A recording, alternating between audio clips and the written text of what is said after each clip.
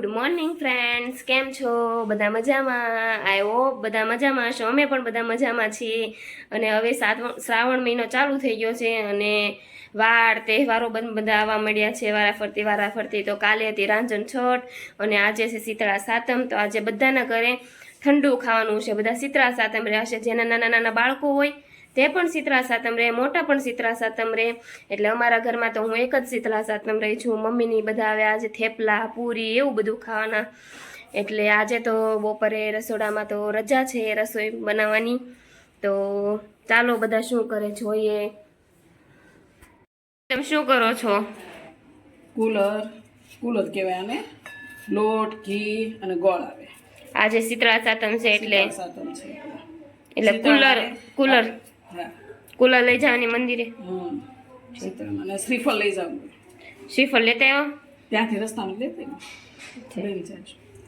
જેને નાના છોકરા હોય ને એ આજે શીતળા સાતમ રહ્યો હતો.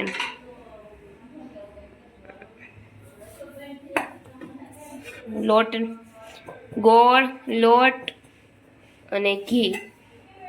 કોને કોને કુલર ભાવે છે કમેન્ટ કરજો. મને તો બહુ ભાવે. મમ્મી મારે ખવાય? જરીક પરસાદી લેવી. હું શીતળા સાતમ રહી છું એટલે મારે ન ખવાય. બપોરે એકટાણું થાય ને પણ મારે એકટાણું ગઈ પ્રસાદી જરીક લઈ લેજે, ચાખી લેજે. હા, ફ્રૂટ વાળો પ્રસાદી એટલે પ્રસાદી રીતે જ ખાવાનું. પાછું જરીક જ લેવાની. ગુલાબી લેવા છો? હા,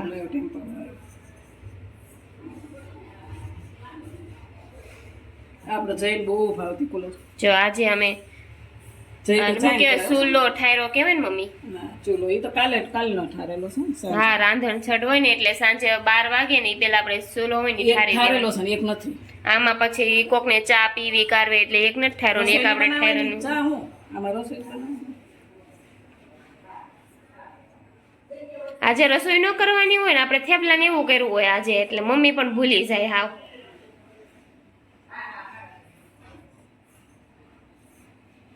બની ગઈ કુલર મમ્મી?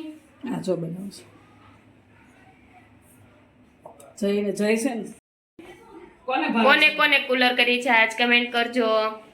મને તો બહુ પાણી આવવા મળ્યું મોઢામાં પણ ખવાય નહીં. અફસોસ આજે શીતળા સાતમ રહીશું એટલે મને તો બહુ ભાવે. વાવ, શીતળા સાતમ એટલે અમે લોકો જઈ રહ્યા છે મંદિરે અને મમ્મી બનાવી રહ્યા છે કુલર. શીતળા સાતમ છે એટલે આ મોઢું દેખાય.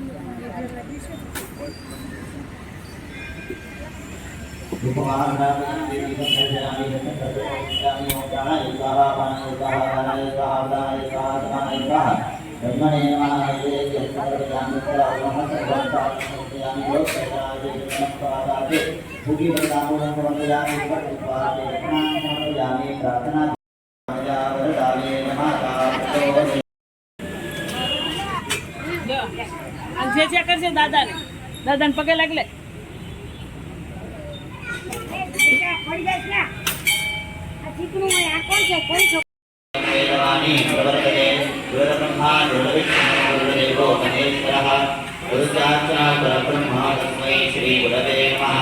સરસ્વતી નમસ્તુભ્યં વરદે.